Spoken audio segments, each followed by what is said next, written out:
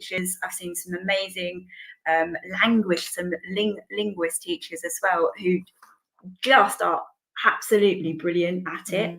I mean, the other thing, of course, is what we're talking about here is you're encouraging good active listening habits, aren't you? And again, that's something in the world that we're not concentrating on. There's a lot of talk, a lot of noise, but we need some active listening as well. And our culture is media saturated. You know, it's action driven. Active listening supports children's reflection. You need to give children time to think and reflect, because that enhances their understanding. Completely. So, yeah. I think your friend Caroline has just texted in. She said, "Hi Ruth. Yes, thanks for the mention. This is where I use the reading technique you taught me. Teacher as narrator and students assigned character dialogue. It's been the best strategy for reading for my groups who dislike reading. Absolutely. Allows them to feel involved, makes the story come alive, and allows the teacher control of the narrator emphasis." Yeah, I mean, a wonderful example of that, and something I miss teaching so much is of mice and men. And if, you know, when you get, you do that technique that Caroline's mentioning there, where you have, what I would do if I was starting that is I was always the narrator for the first chapter. Yeah. And then I'd get my strongest readers to take the main, you know, dialogue parts. So you know your class, you know your readers. Yeah. You match this guy. It's going back to what I said at the beginning. My most important point tonight is you match the task and activity with your class's ability and what you're aiming to get.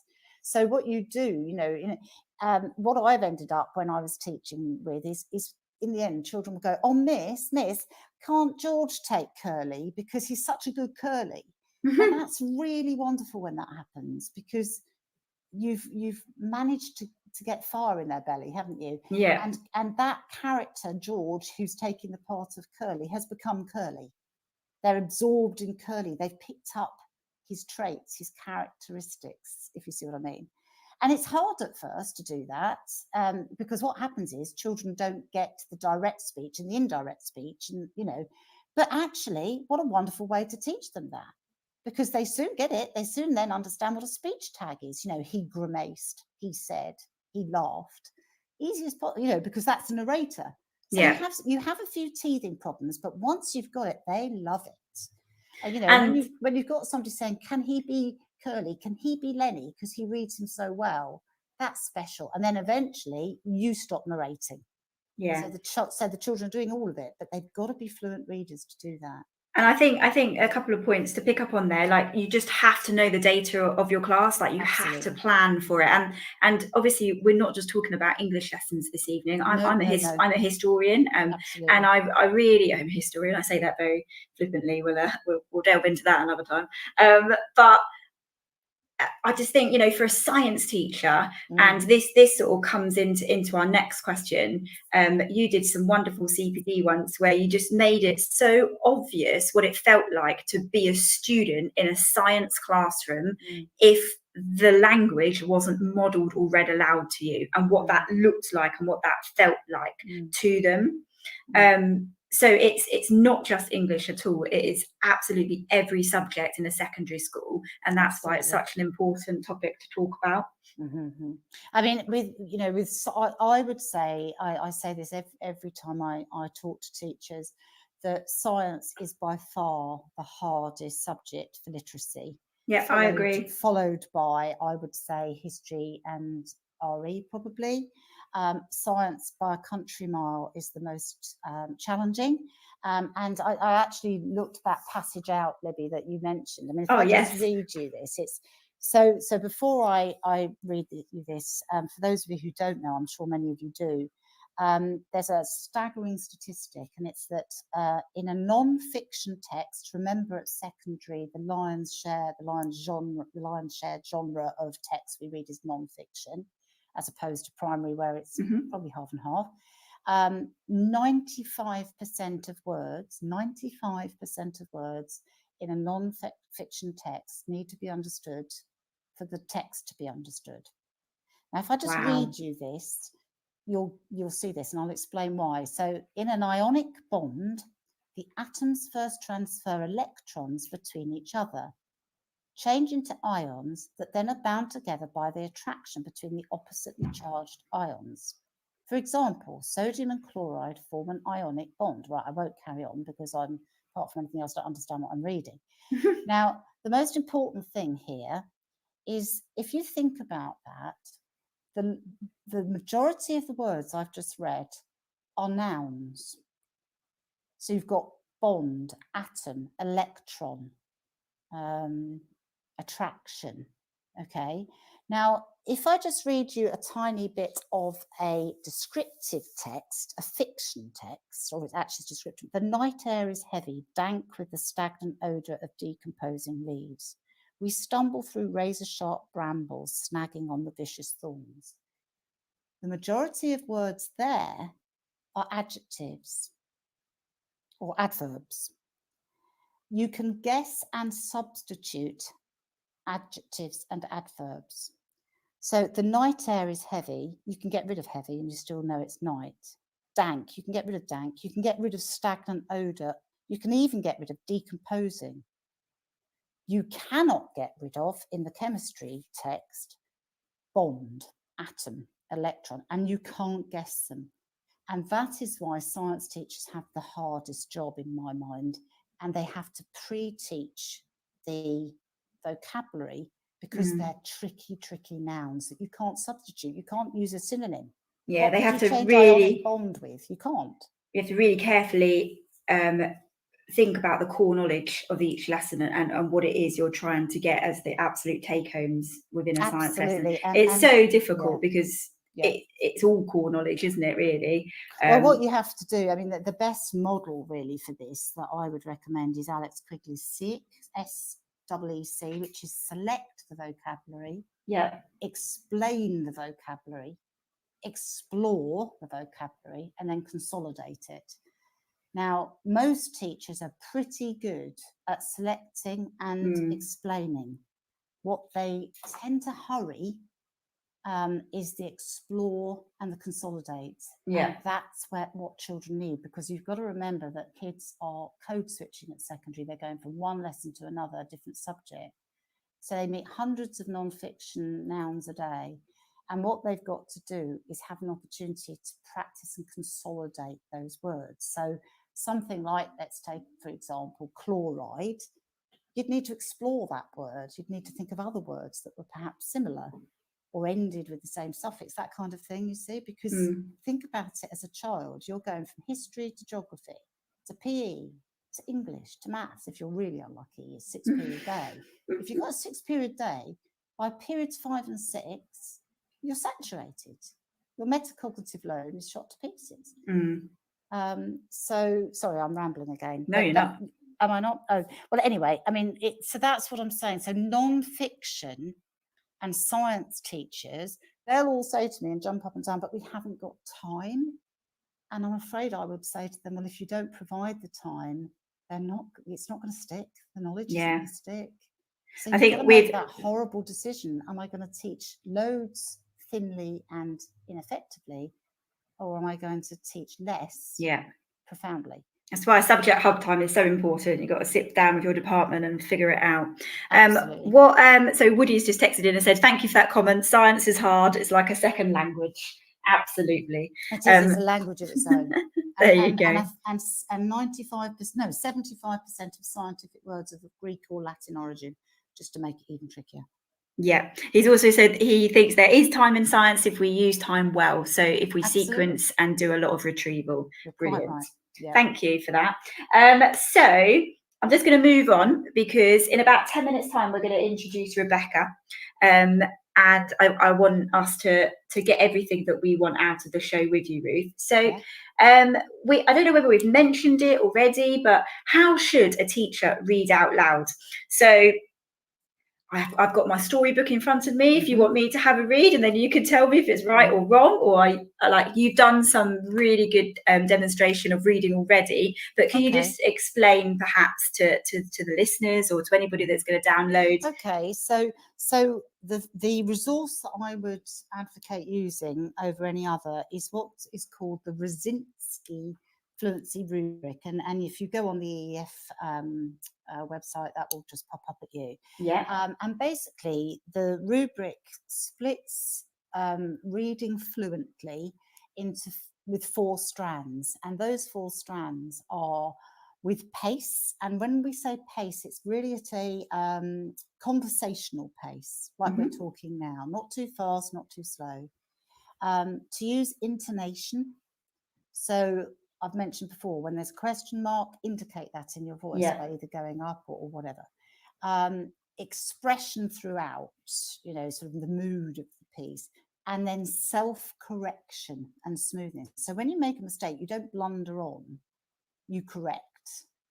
I've taken the liberty, as again you asked me, Libby, I found a passage that I thought was pretty tricky, and it's from A Brief History in Time by Stephen Hawking, because I so want to make sure that just because I'm an English teacher, literacy is not the domain of the English department. Science teachers have the hardest job, and history teachers. So if I just read this, hopefully anybody who hasn't nodded off by now, they definitely haven't. Maybe consider whether I do what I've just said, which is read with appropriate pace, read with intonation, read to punctuation, which is harder for you, obviously, because you haven't got the text in front of you. And if I make a mistake, do I acknowledge it? Do I make correction? Because if you don't correct, that it's like doing a maths puzzle wrong, isn't it? So I'm just going to read this one paragraph. So, did the universe have a beginning? And if so, what happened before then? What is the nature of time? Will it ever come to an end? Can we go back in time? Recent breakthroughs in physics, made possible in part by fantastic new technologies, suggest answers to some of these long-standing questions. Someday these answers may seem as obvious to us as the Earth orbiting the sun. Only time, whatever that may be, will tell. Now, I think that is a pretty difficult thing to read aloud. You did very well, Ruth. Oh, thank you. But what I hoped I did was indicate where there's a question. I stopped to give people time to reflect. So at the end of those questions, can we go back in time?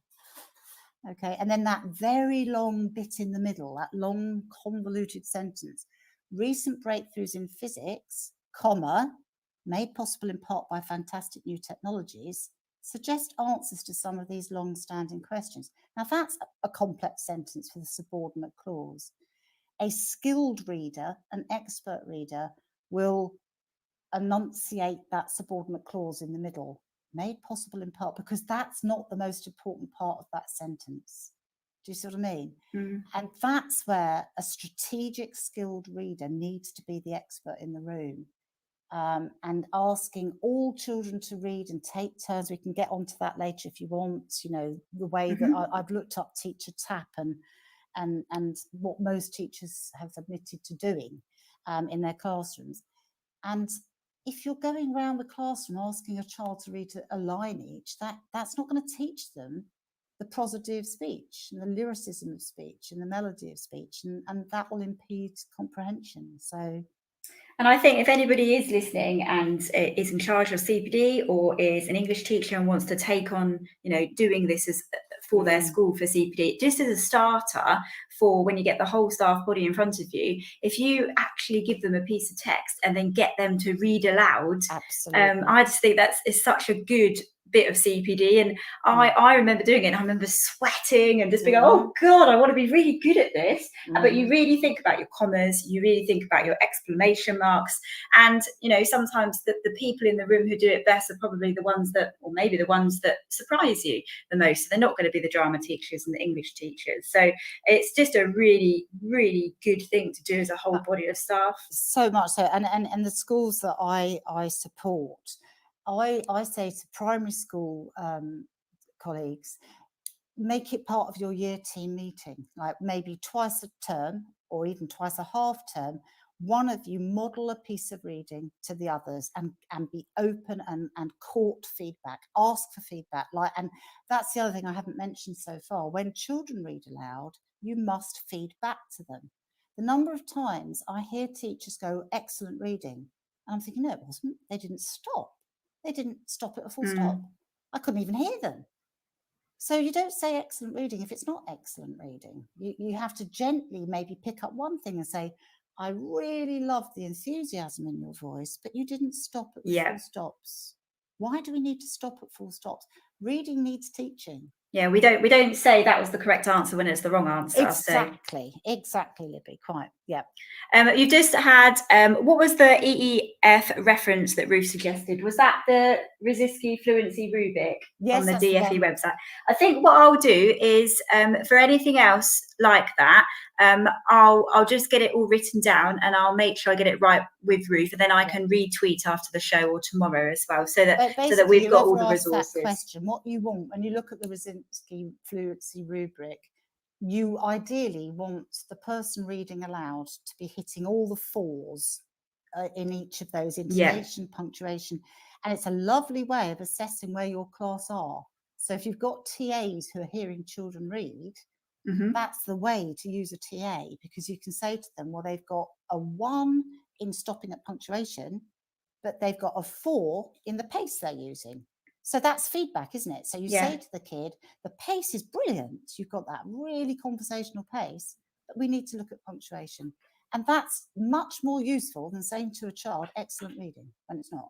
Yes, I've seen that many a times. You have to, because I think teachers panic because, you know, somebody's come into their classroom and a student's reading and they want to give that positive praise, don't they? But you can still give positive praise, but without, you know, as I said, I'm not going to say that you got something right if it's wrong. So and we all know why teachers do it. Yeah, and it's for the right reason. It's because we love kids and we are encouraging, and we don't want to say, oh, that was dreadful.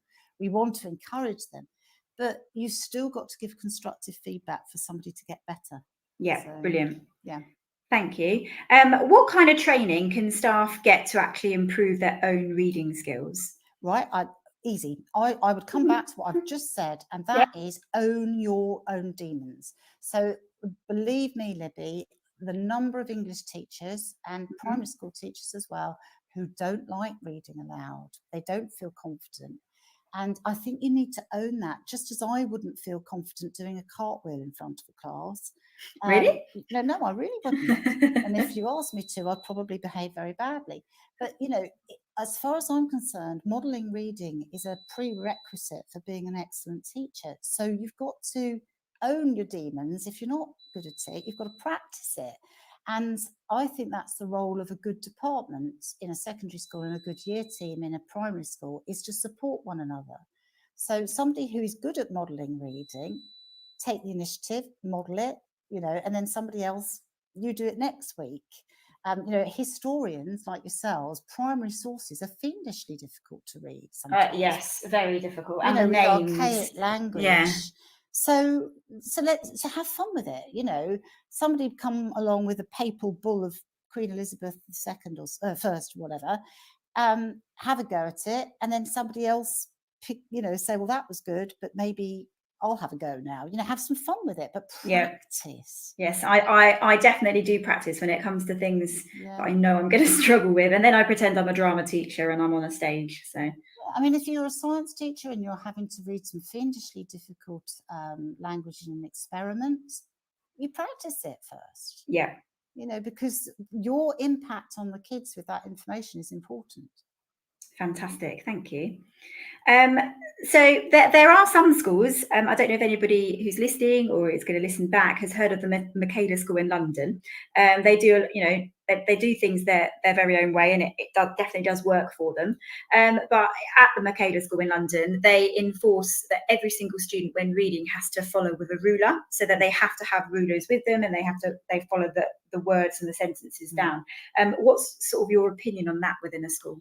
Okay, so I visited Michaela, and as you say, it is an extraordinary place where people are doing getting some fabulous results and doing some fabulous things. I personally don't like the ruler What I do, but I do absolutely get why they're doing it. And I prefer, and I suggest to teachers that rather than use a ruler, which prevents the children looking below the line because the ruler blocks it out, I ask children to put their index finger, whether they're left-handed or right-handed, at the end of the line. So you follow it down. Do you see what I mean? At the end. Because if you use a ruler, particularly if it's a filled in one, not a perspex one, you can't see the whole sentence coming up. Do you see what I mean? And actually what you're wanting children to do is read an entire sentence at a time. They're looking ahead all the time, a fluent reader. And that is why when I sort of have a shock horror and go into convulsions, when I go into classes and hear teachers say, right, we're going around the class and you're all going to read a line each. No, because you've got to read to the punctuation. You've got to read a paragraph or a sentence at least. You know, and if you're reading a line in poetry, you've completely missed the whole point of the poem, haven't you? If there's So I love the fact that Michaela are encouraging students to guide the reading, but I would personally suggest a finger down the side. The other thing I would encourage everybody to use is in key text. Get the children used to the what exam papers have, which is 0, 5, 10, 15 down the side of a text, so that they're following like that as well. So number the lines. Number the lines. And if not every line, you know, it's a very good habit to get students to do is to 0, 5, 10, because that's what they meet in an exam situation. With low ability children, one of the things I didn't mention was the work of, I also am a consultant for the Driver Youth Trust in London, which is a special needs charity, literacy difficulties. And what, you know, low ability children will often lose, they won't necessarily have the same processing speed. So having the numbers down the line, if they lose their place, you can quickly say line 7 without making a big deal of it. So that's quite handy to do. Brilliant, thank you. Caroline has also texted in and said, then get them to read it aloud with 5 to 10% of words blanked out and proves the need to teach vocab. Absolutely. Thank you for that, Caroline. So another question that I've got is, and we have touched on it a little bit, but just to reinforce the point and perhaps give some more examples, should we ever get students to read, and can you give us examples of when? Absolutely, absolutely you get children to read, but if you're asking a child to read aloud, please make sure they can be successful in what they're reading aloud. So it goes back to the first point I made right at the beginning of this evening. You must think clearly about matching the reading that you want with the person or the task. So there is nothing more humiliating than asking a year 11 lad who is unable to read fluently to read a Shakespeare sonnet when his mates are all around him and he's going to stumble over it. I mean, I think it's bordering on cruel. So what you have to do is be sure that what you're asking a child to read aloud, they can. Now, the way to do that, and again, the EF guidance reports will talk about this, so will Reading Reconsidered, Doug Lemov. I cannot recommend enough. You know, a skilled teacher will see the difficult paragraphs coming up and read them themselves, or get the most able reader who's at their chronological reading age to then read aloud. Whereas if you see a less difficult paragraph coming up, then ask a child who you know will be able to do that one.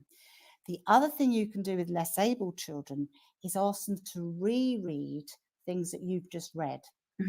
So let's talk about the Scrooge extract, just because that was at the top of my head.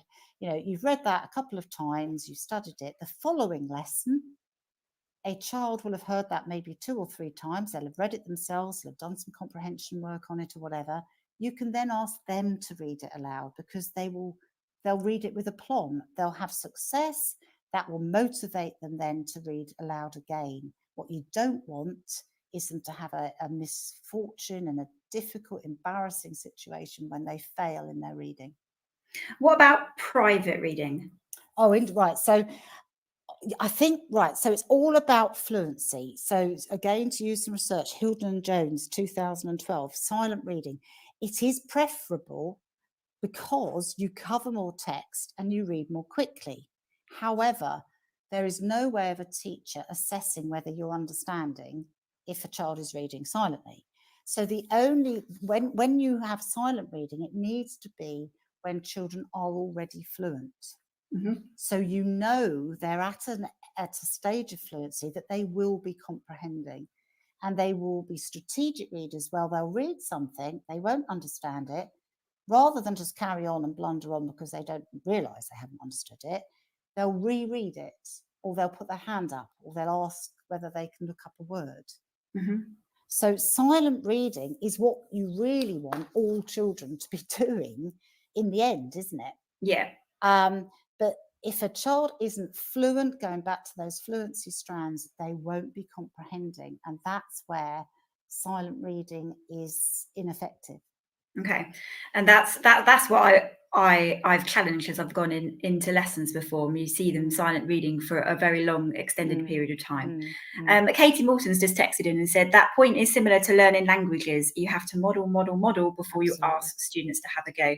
I'd say that in history as well. I say that in quite a lot of all the subjects, isn't it? The other thing, Libby, is you mentioned, when would you get children to read? There are so many opportunities, but you must give that constructive feedback. But, in primary schools, they do a lot of echo reading. That's wonderful. Yeah. Where children in pairs read at the same time. Now, that's brilliant, because if you put a high ability reader with a lower ability reader and get them to read together, the high ability reader isn't getting bored. They're going at the pace they want to. The low ability reader is keeping up. Or so they're learning from the higher ability students. Would you do that in a classroom with the whole class? You can do chorus reading. That's an option as well.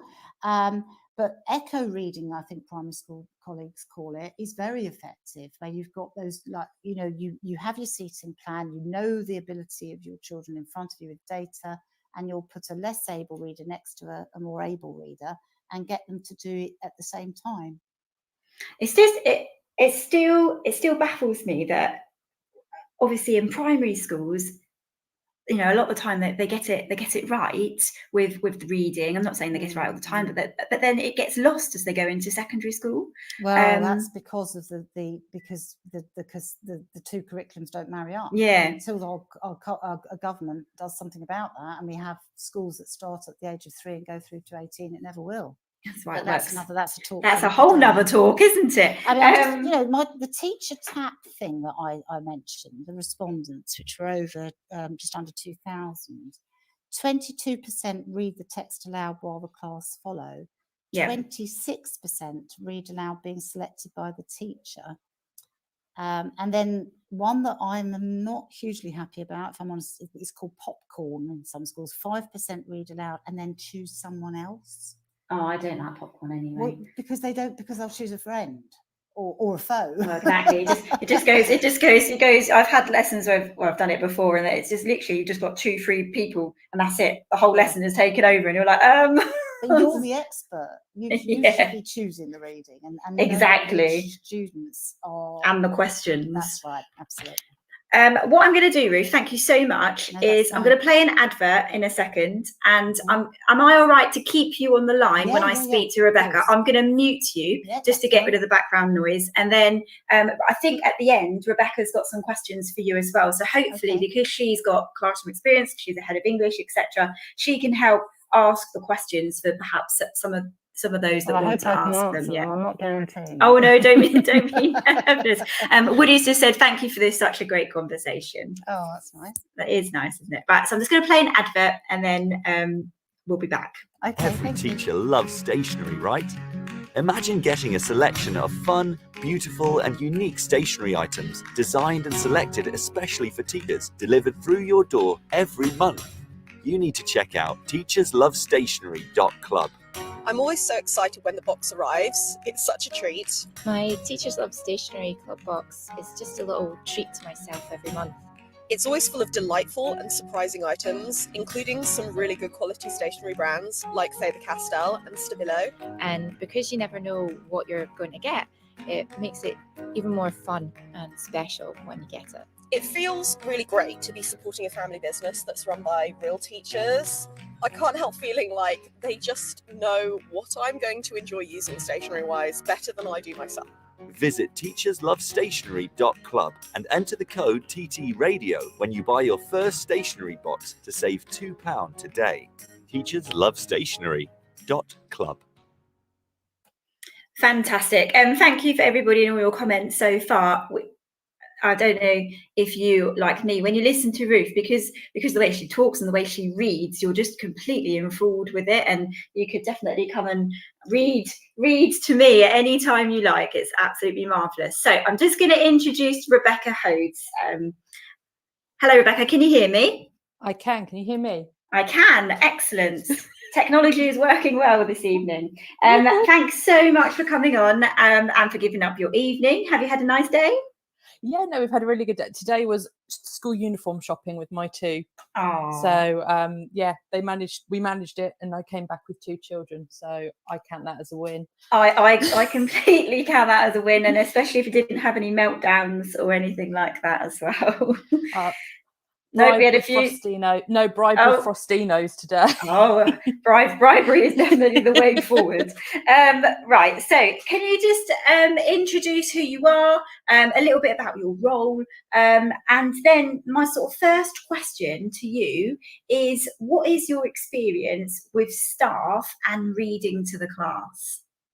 Okay, so I've been a teacher now for so long that I've almost lost count. Mm-hmm. I like to think of it as the year 11s that have just left, have literally just received their results, would have been born the year I started teaching. Excellent. So that just kind of gives you an idea of me. I'm a head of English. I've been a Key Stage 3 lead. I've done every single different role within English that you can think of, and then most probably others that have been and disappeared over the last kind of 15, 16 years. So yeah, it's been a good journey so far, and I'm looking forward to continuing it, really, and really boosting this idea of encouraging literacy and especially reading. Yeah, you know, it's the backbone of every single subject. I think if you can't read, you cannot access anything at all. And I think it's one of these things that sometimes, as you said, people can get quite nervous about it. Yeah. They can have a lack of confidence in it. And actually, I think sometimes that comes down to practice more than anything else. Yeah, when we talk about things like science and those incredible kind of like photosynthesis and just trying to think of that kind of vocabulary and keep it in your head. I mean, if I tell you the story that when I first started teaching, I'd never heard of the word hyperbole. So I looked at it on the page. I don't think I know what that word means either. So, it's exaggeration. So I looked at it on the page and I just read it as hyperbole. So for an entire year, I taught it to students as hyperbole. And it wasn't until the end of that first year when somebody actually turned around to me and said, "You do know it's pronounced hyperbole, right?" And I think that just proves how important hearing vocabulary, hearing this language is. Because if you don't hear it, then you don't necessarily know how to pronounce it. You maybe don't understand how to use it in the right context. And all of a sudden, you can end up in this place where you're trying to make yourself understood, and it's a really difficult thing to do. Definitely. So what's your experience with staff and reading to a class? I've seen some fantastic lessons where people have been read to. I have also seen some lessons where you go in and the teacher is sounding more wooden than, a door frame. You're kind of standing there thinking, are they asleep on the desk? Because I'm feeling it now. So what do you think, or what have you done to help promote literacy for the staff within a school? So one of the things that I've done is I've tried to encourage staff to share what they're reading with students. So we've done that through kind of taking pictures of staff with their bookshelves and getting students to try and kind of guess which staff belongs to which bookshelf. We've looked at putting signs up around the school. So I've had on my door, this is me, this is what I'm currently reading, you know, and come and talk to me about it. We've done match the teacher to their favourite book and things like that. Certain subjects lend it themselves to reading much more than others. Yeah. And I think one of the big things as well is this kind of drive to have everybody reading, regardless of what you're reading. And I think sometimes as an English teacher, I will put my hand up and I can be quite judgy about what people are reading, and I'll look at it and go, really, that's what you've chosen to read? I'm reading a teenager's book at the moment, Rebecca. Oh, that's me too. I'm going to stick my head out here, and I imagine I might get a lot of hate for this, but I think in some regards YA fiction can actually be a lot better than proper kind of I'm loving it. The adult fiction as such. It's called Blood and Bone. Doesn't sound like a teenager's book, but it's marvellous. So I've just finished Wanderlust, which is about a zombie apocalypse.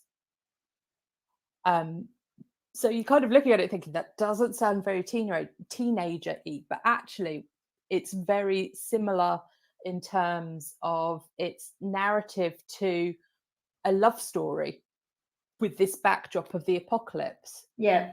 And it's kind of mashing those two that people sometimes will I find a lot more interesting. And I think that's one of the ways that we can start to hook students into reading, is actually going, okay, you're interested in that. Well, let me throw this at you. And it might be a bit of a curveball, but just give it a try.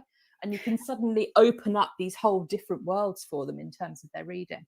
And I've seen this actually work in practice as well. If you can really get the staff on board with some of the things that you've suggested, you know, like sharing what you're reading.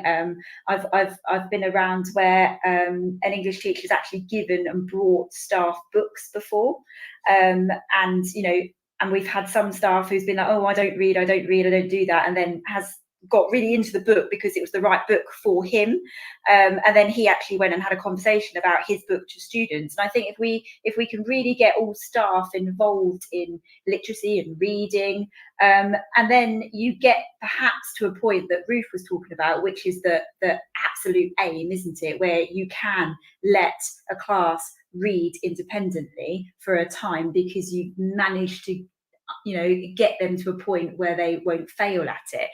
So I think it's really, really important that, you know, people who are, you know, got a role in literacy within a school really do promote it with staff as well.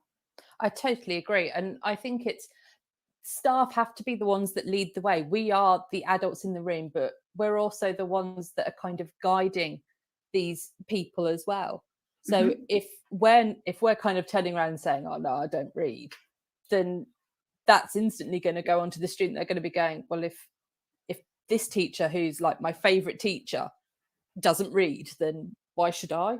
You know, they're here, they're teaching, you know, I don't have to read because I can be, you know, in that kind of position, I can be doing that kind of job, and I don't need it. They're probably going to read something, aren't they? I mean, if you've got a staff member saying, oh, I don't read, they're probably going to read the news, or they're going to read, I don't know, it could be a sports biography, or, you know, commentary or something. They probably do read something. It doesn't have to be literature, does it? Does it have to be that? It could be anything. And as I say to them, you know, are you on Facebook? And they go, yeah. And I said, you read some of the comments? And they go, well, yeah. And I said, well, you're reading then, aren't you? You know, that's a way in, isn't it? Okay, so just moving on a little bit. So within the school that obviously you're working at, do you have a whole school literacy policy? And what are sort of the barriers with it within all staff, if you think about all the staff who have to follow the policy, and what are the positives of it? I think we do have this policy, but I think sometimes, as with everything, one size doesn't fit all. Yeah. So what works well in an English classroom or what works well in a drama classroom isn't going to necessarily transform itself and work as well in a maths classroom or in a science classroom or in a PE classroom. You know, so it's finding different ways of actually being able to go, right, how can we build in this vocabulary? How can we build in this time where we're spending time maybe reading something and discussing something? You know, so for example, with PE, it might be a case of, right, well, actually, we're just going to talk about the rules around the game of rounders. So what are the rules? Let's talk about this, and then building the kind of vocabulary from there. Right, here's an analysis, or here's an analysis of a football game. Okay, can you tell me what was happening in this game based on that analysis? And that's very different to maybe how we would tackle the literacy in English, where we're much more kind of like, right, let's talk about this word and let's talk about this type of sentence, and we're kind of breaking it down a bit more than what they have to necessarily do in another subject. So whilst literacy is there and it has to weave itself through every single subject, I think there's different ways and means of every single subject being able to tackle literacy. 100%, yeah.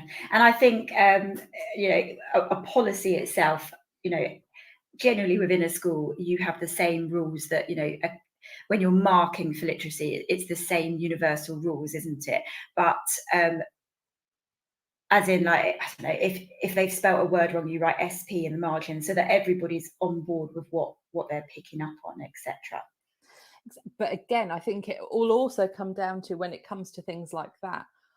So for in English, we might be looking at a specific part of the literacy. So we might be focusing more on, say, the spelling element of it, and not necessarily on the sentence construction at that point, because actually what that group or that particular student in front of us needs to do is work on this small area of it, because literacy is so broad. I think sometimes you can get overwhelmed with it, and it really does have to be broken down into those key components and saying, right, well, actually, this is going to be the focus now, because once we're confident or once we're comfortable with being able to do this, it opens all these other doors that we can then access. Yep, completely. I just wanted to ask the question, because I think we need to, because we've got experts in the room. What are some of the things that you do at school to help promote literacy for the students? Because obviously that's what we're here for, isn't it? Yeah, I'm in this kind of transition point at the minute, so I'm moving from one school to the other, and it's quite interesting because though it's the same trust, I think there are different issues at every single kind of part of that. So in terms of kind of encouraging literacy, I think we need to begin by looking at the start of the year, we're going to be going in with kind of the reading tests and the spelling tests. And I think that will then be able to give us the focus to be able to say, right, actually, in literacy for our students, one of the weakest areas is their reading. So how are we going to tackle that? So, for example, in the English department, what we do is we do satellite texts. So twice a week, you have your teacher specifically reading to you a text that links to what we have been talking about in lessons. So year 7, we start with mythology, and they'll have 3 lessons where we talk about all the different myths. As the teacher, we read the myths to them, we're stopping, we're talking about it. But then on the flip side of that, for 2 other lessons, they are getting the pleasure, and I hope it's a pleasure because I love doing it, of being read to, and the text that we read links in. So we read Percy Jackson and the Lightning Thief to them. So it links in with everything that they've been doing in their other lessons in English. That time for them to be able to just be able to kind of have that feeling of somebody's reading to me. And there is something kind of comforting about that, to have somebody read to you. That was definitely the point that Ruth was making as well, isn't it? Is if you promote the language, if you talk the words and you get the class enthralled right from the moment they come into the secondary school in year 7, then hopefully that continues as they move up into year 11 as well. Most definitely, because by the time you hit year 11, you are almost kind of on your own in terms of kind of being able to read, because you're suddenly sat in an exam room. We can't, you're kind of helpless in that sense, because you've just got to stand and kind of not watch them through the window, because that is a bit creepy, but you're kind of left with this have I taught them? Have they understood it? Have they understood the question? Have they understood what's been said? And you've got to have built that kind of love of reading from early on, so that when they come to tackle these kinds of exam questions, they're ready and they know what they're reading. And I think Ruth's given us some ideas as well, like the echo. I mean, you've probably heard of them as well. But what you do at primary school, you don't then stop as soon as they come into year 7. You should continue with it. And that love of reading is obviously within primary school settings. So that's what we need to capture when they come into the secondary school.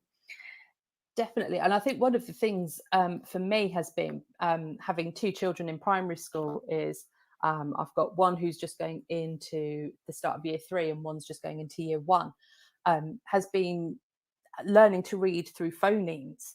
And all of a sudden it's opened doors for me to be able to look at it for students and be able to go, right, okay, if they are maybe struggling with their reading, how can we maybe break these words down for them so that they can have a chance of accessing some of these texts? Brilliant. Thank you so much, Rebecca, for that. Do you have any questions for Ruth? So I think my biggest question is, when can I come over for dinner so that I can actually pick your brains properly? But on a serious note, I think it's one of the things for me is that I'm feeling much more comfortable and much more confident in what we are kind of now doing and moving towards, having heard Ruth go through all this and being able to go, oh, okay, I do feel like I'm on the right track. But I suppose, what kinds of other things could we be looking to do once they come in, kind of maybe even at the end of year 6 coming into year 7? What are some of the things that we could maybe do right at the very beginning to kind of spark that literacy and that kind of love for reading? Okay, I'm just going to mute you, Rebecca, and I'm going to bring Ruth in. Hello, Ruth. Hi. There's some wonderful things I'm hearing about what's going on in that trust. It's lovely to hear. In terms of sparking an interest in reading, it's what I think what we have to think of is that reading isn't a separate entity in a school. Reading pervades everything. So obviously you want a vibrant library that you encourage children to go to. I take Rebecca's point completely about having staff sharing what they're reading with children and everything like that. That's very powerful. However, the most powerful thing that you can do to improve the reading of a school cohort is practicing reading, modelling reading aloud, and making it part and parcel of your teaching, your quality first teaching. You know, a World Book Day is a drop in the ocean. It has no effect. It might be fun for children to dress up as Shakespeare or whatever it is for that day, but the biggest impact you're going to have for children's reading in year 7 is if in every lesson they go to, regardless of subject, they hear teachers read, even if it's the questions from the PowerPoint. So, you know, I mentioned Stoke High School in Ipswich. Every room I go into in that school now, every teacher will at some point in their lesson, regardless of the subject, be sure to read aloud, even if it's reading some of the homework that somebody's written or reading from the PowerPoint, so that you're quite right. You know, primary schools, they read all the time. They have their literacy hour. It's vibrant. It's wonderful. But when we get to secondary schools, they're code switching. You know, they're going from subject to subject. So what we've got to do to get a love of reading and a thirst for reading, and more importantly than anything, for children to understand that if they can't read, they won't succeed in life. You know, it's over 70% of the prison population and children who are excluded from schools are illiterate. It's so sad. It's so sad to think about that. Yeah. So for me, you know, yes, it's lovely to have World Book Day or whatever it is, but the most important thing is what's happening every day as bread and butter in the classroom. And, you know, it's an ineffective use of time for to go around the class having one child read out loud. It's ineffective because you've got another 26 children at that moment not following necessarily because they've nodded off because the pace isn't right or whatever it is. So in terms of harnessing students' curiosity in words and understanding the importance of reading, it's having that modelling and taking every opportunity. So even if it's getting children, so you read that difficult maths question that's on the PowerPoint, and then you say to a student at the back, right, I've read that, I'd like you to read it with the same intonation, please. And then when you finish working on that problem, you get a child with a low ability in reading to read it again because they've heard it twice then. And then if they read it perfectly and you can say to them, well done, you read that beautifully, they're going to want to read the next time, aren't they? It's what a great thing for you to see as well. Yeah. Oh, it is. I mean, it's wonderful. When I go to schools that have got it right, it's joyous. It's exhilarating. And I think that's where we're going to have to end the show today. And that's the point, isn't it? Simple. Read aloud in your classrooms, whatever subject you're from. Take the opportunity, read aloud in assemblies, read aloud in tutor time, and then model everything before you get any of those students to do it afterwards.